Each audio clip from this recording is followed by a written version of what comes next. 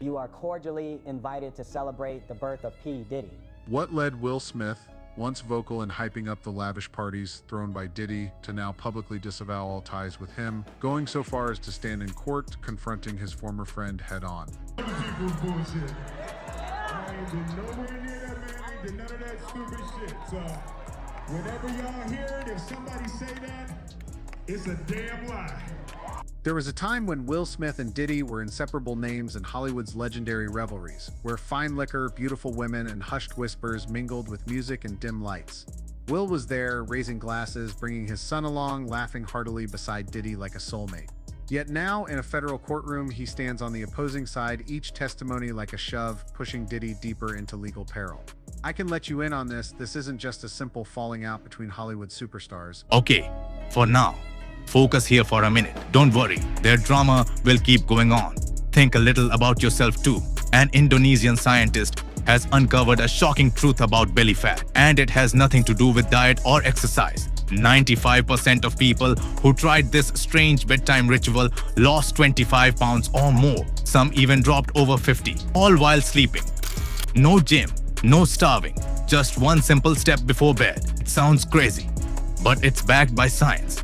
Tap the link in the description and see for yourself. It's a wake-up call exposing a web of intimidation and manipulation that has trapped victims and their families for years. So, can someone like Diddy, who once stood at the pinnacle of power, withstand the rising tide of truth? Or will he be drowned by the very soulmate he once trusted? On a tense May Day, a federal courtroom in New York became the epicenter of global attention as Will Smith, the Oscar-winning movie star, took the witness stand to confront Sean Diddy Combs. Here, Smith's testimony wasn't just an accusation, it was a nuclear bomb exposing Hollywood's darkest secrets, where power, money, and manipulation have concealed heinous crimes for years. I lived in fear every single day.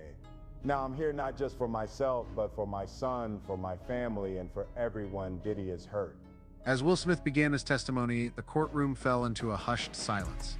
With a resolute demeanor, Smith recounted the history of his relationship with Diddy, dating back to the 1990s when both were rising stars. "We were friends," Smith said, his eyes tinged with regret. "I admired his talent, his confidence, and the way he built his empire." At those words, many felt a pang of sorrow, their minds racing with questions, wondering how such a beautiful professional bond could so swiftly turn into a fierce courtroom confrontation. The answer lies in the special parties. Smith was invited to Diddy's lavish estates in Los Angeles, Miami, and New York, events that seemed like mere gatherings of the elite, but gradually revealed dark undercurrents that even Smith hadn't anticipated. According to Smith's testimony, these parties were unlike any social events he had ever attended. "At first, I thought they were just Hollywood high society gatherings, with celebrities, expensive wine, and music," Smith recalled. "But then I realized something was off. There were rooms you entered but weren't allowed to leave freely. There were people there to monitor everything. And most importantly, there were cameras everywhere." At this point, Will Smith presented his first piece of evidence, an email from 2015 sent from an account linked to Diddy, inviting him to a private party in Miami. The email, verified for authenticity by FBI digital forensics experts, contained cryptic lines such as, "Will, this is the last chance I'm giving you for us to connect. Don't let things get complicated." Smith explained that after attending a few of Diddy's parties, he began declining similar invitations, thinking that would be the end of it. However, he soon received another anonymous email. The sender didn't say much, only attaching a short video clip. In the video, Smith appeared in a compromising situation from one of Diddy's earlier parties, a moment he was unaware had been recorded, as he had been drugged and not fully conscious at the time. "That's how they trapped us in a nightmare," he said. According to Smith, the video was recorded at Diddy's birthday party, an event disguised as a meet and greet and networking opportunity for Hollywood stars. But upon arriving, Smith immediately sensed something was off. A sprawling mansion, black SUVs clogging the entrance, heavy security, and phones confiscated at the door all created an atmosphere unlike any entertainment event he had ever attended. Inside, dim lighting, strange music, mirrors covering the walls, and a constant feeling of being watched made it feel more like a ritual than a celebration. As Smith entered, Diddy approached him and said something that, at the time, Smith thought was absolutely crazy. Diddy's words were, "Will, you sat part of the family now." With a savage grin on his face, Diddy immediately led Will into a back room, where he witnessed scenes that left him frozen, celebrities, both men and women, performing for a group of spectators watching as if it were mere entertainment. Some were far too young to be there. And Diddy, according to Will, just stood there, laughing with glee. Will knew he had been drawn into a place from which escape wasn't easy. From that moment, Will Smith's life turned to a darker chapter, one that stretched across decades. He described it as an invisible web of manipulation where each time he declined Diddy's invitations, his career suffered in ways that were hard to explain. Roles were pulled, projects were abruptly canceled, and damaging rumors spread online. Will was gay, Will was mentally unstable, or Will was unfaithful. Though Diddy never openly threatened him, the message was clear: Will Smith, you have no control over your own life. They told me that if I didn't keep participating, the video would be sent to the media, to Jada, and it would destroy my family. I lived in fear that the whole world would see me differently, not as Will Smith the actor, but as a failed man who couldn't protect his family. But this was not the most shocking evidence Will Smith brought to the federal courtroom. What left the entire room stunned was Smith's accusation that Diddy didn't just target him, but also deeply harmed his son, Jaden Smith. According to Smith, in 2013, Diddy invited Jaden to an intimate meeting under the pretense of supporting his music career. Given the trust and good relationship with Diddy at the time, Smith immediately supported Jaden's participation, encouraging him to connect with the music mogul. However, Smith now calls this the worst mistake of his life. He revealed that after the event, Jaden returned in a state of panic, refusing to share details despite Smith's persistent questions. From that point on, Jaden began showing signs of psychological trauma. "My son was no longer himself," Smith said, tears streaming down his face. "Jaden became withdrawn, fearful, and I knew something horrific had happened. But I was powerless because when I confronted him in anger, Diddy showed me he held all the cards, videos, power, and an entire system backing him." As Smith concluded his testimony, the courtroom erupted in murmurs. Diddy's legal team, led by Benjamin Carter, a renowned attorney known for turning the tables in high-profile cases, swiftly launched a counterattack. Carter described Smith's testimony as a fabricated story designed to smear my client. He argued that Smith, who faced backlash for slapping Chris Rock at the 2022 Oscars, was attempting to deflect public attention from his personal issues.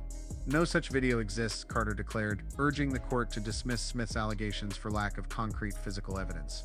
Meanwhile, Diddy sat at the defendant's table, his face nearly expressionless. However, courtroom observers noticed his hands clenching tightly as if suppressing anger or anxiety. When the judge asked if he wished to directly rebut Smith's testimony, Diddy, through his attorney, declined to respond. Instead, his team presented a series of documents, including letters and contracts, to demonstrate that his relationship with Smith was merely standard business. They highlighted a 2012 email in which Smith thanked Diddy for supporting one of Jaden's music projects, using it to refute claims that Diddy had malicious intentions toward the Smith family. That was so incomprehensible. You know, it was just so, it's hard to understand the level of human. Overwhelmed and enraged by the oppressive influence of Diddy's power, Will Smith lost his composure and shouted, "You keep lying. You gave me no choice. Every time I thought about speaking out, I'd get a text or a call reminding me that you could destroy me and Jaden at any moment." How old was he? He had his whole future ahead of him, and I had no choice but to stay silent to protect my son. Visibly broken, Smith revealed how, for years, he was coerced into attending Diddy's parties to keep compromising videos of himself and Jaden under wraps. To bolster the credibility of Smith's testimony, prosecutors immediately presented additional evidence provided by Smith, a series of text messages and recorded calls from disposable phone numbers sent to Smith between 2014 and 2019, containing veiled threats such as, "Don't make us take action. Your family deserves peace, don't they? You know you should stay quiet, Smith." Alongside this, another piece of evidence was presented in court. A bank transaction report showing that Smith transferred $500,000 in 2016 to a company believed to be a front for Diddy. "It wasn't a loan or an investment," Smith explained. "It was the price I paid to keep my family safe, but even then, I've lived in fear up to this very moment," long after he was arrested. Prosecutors argued that this payment was part of an extortion scheme Diddy used to control Smith and others in the entertainment industry. And cruelty. That was a horrific night, as you can imagine. According to Smith's testimony, even though Diddy had been in custody for months, his associates continued to target the Smith family. After Diddy's arrest, Smith selfishly thought he could avoid seeking justice or holding Diddy accountable. He believed he would never face Diddy in court, wanting only for himself and his family to live peacefully like ordinary people. To distance himself, he publicly declared he had no connection to Diddy or his scandal, hoping to sever all ties. Bullshit. I ain't been nowhere near that man. I ain't did none of that stupid shit. So, whenever y'all hear it, if somebody say that, it's a damn lie. But things were not as simple as Smith had hoped. Diddy's network was determined to ensure nothing worsened his charges, relentlessly harassing Smith to remain silent before the media and public, forbidding him from releasing any damaging information about Diddy. Despite Smith's compliance with their demands, as Diddy's case grew increasingly dire, the pressure on the Smith family intensified. Will Smith said that Diddy's camp wants an "if we go down, we're taking everyone down with us" approach. If they can't save Diddy, they will drag everyone involved down, including himself and Jaden. At this point, Benjamin Carter, Diddy's lead attorney, accused Smith of fabricating stories to exact revenge on Diddy over past personal disputes, while questioning the authenticity of the emails and text messages. Immediately, Olivia Harper, Smith's attorney, rose to counter. Harper argued that the absence of physical video evidence did not diminish Smith's testimony, as manipulators like Diddy know how to cover their tracks. She urged the court to examine the bank transaction records, emphasizing that the $500,000 Smith transferred to Diddy's company was clear evidence of extortion. She further stressed that Smith had no reason to risk his career with such allegations if they weren't true. Will Smith has lost everything: his reputation, his peace, and even his sleep, because of what Diddy did to him and his family, Harper declared, sending a chill through the courtroom. Meanwhile, Jada Pinkett Smith, present in the courtroom to support her husband, couldn't hold back tears as Smith spoke about Jaden. Some reporters noted that Jada repeatedly clutched the hand of a companion as if seeking comfort. As the trial reached a critical juncture, Will Smith presented new evidence that left Diddy's legal team speechless. It was a secretly recorded audio from 2018, captured by one of Smith's former assistants, in which Diddy could be heard threatening Smith over the phone. Well, you know what I'm capable of. Don't force me to expose everything. You want Jada and the kids to live in peace, don't you? Then behave. The audio recording, verified by FBI audio experts as Diddy's voice, delivered a powerful blow to the defense's claim that there was no evidence of threats. Additionally, Smith revealed evidence showing that after Diddy's arrest in 2024, anonymous calls began to flood his family, pressuring him to stay silent with the media. An email from an untraceable address warned that if Smith dared to speak out, those videos will appear on every news outlet. Harper presented a series of text messages from disposable phone numbers sent to Smith and Jada, containing similar threats. This isn't just the work of one individual, Harper emphasized. This is a system designed to protect Diddy and enforce the silence of victims like Will Smith. Diddy's legal team attempted to counter, arguing that the recording could have been fabricated and that the messages weren't directly linked to their client. However, their confidence seemed to waver when prosecutors introduced an FBI report revealing financial transactions between a company owned by Diddy and individuals believed to have sent the threatening messages. The report disclosed that Diddy's front company had spent millions on reputation protection activities, including hiring individuals to intimidate potential witnesses. Another witness, a former hacker who worked for a cybersecurity firm linked to Diddy, confirmed he was tasked with deleting videos from servers, though some copies survived and were later seized by the FBI. The final piece of evidence was an internal document from Bad Boy Entertainment leaked by a former employee detailing a special guest list for Diddy's parties. Will Smith's name appeared multiple times, accompanied by notes like "requires monitoring" and "priority confidentiality." While the document didn't directly prove wrongdoing, it reinforced Smith's testimony that he had been surveilled and manipulated for years.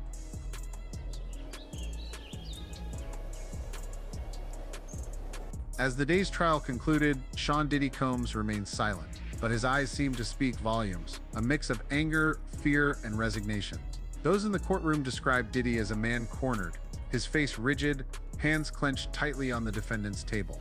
Yet his legal team, led by Benjamin Carter, relentlessly worked to defend their client, launching arguments to undermine Will Smith's testimony. Meanwhile, Will Smith left the courtroom looking exhausted but resolute. Facing a swarm of reporters outside the federal courthouse, he paused, took a deep breath, and said, "I'm not doing this for myself. I'm doing this for my son, my family, and everyone hurt by Diddy and his system."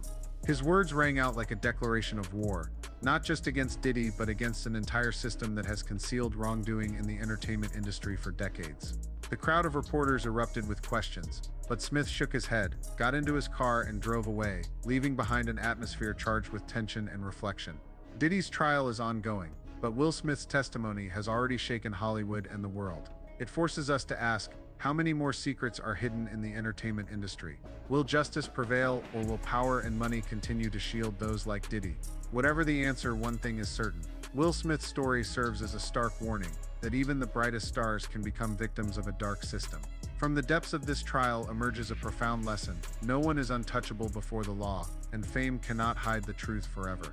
The U.S. legal system, one of the strongest foundations for uncovering reality, strips away the glossy veneer to reach the core of truth.